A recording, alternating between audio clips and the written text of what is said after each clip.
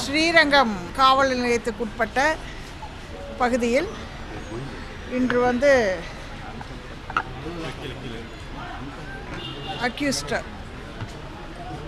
Jambu alias Jambukeswaran வந்து போலீஸை வந்து அட்டாக் பண்ணியிருக்காரு.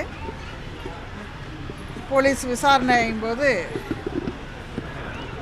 பல்வேறு இடங்களில் வந்து நாங்கள் வந்து விசாரணை செய்ய வேண்டியது இருந்தது. விசாரணைக்காக ஒரு சில இடத்திற்கு அழைத்து செல்லும்போது அவர் வந்து அட்டாக் பண்ணியிருக்காரு.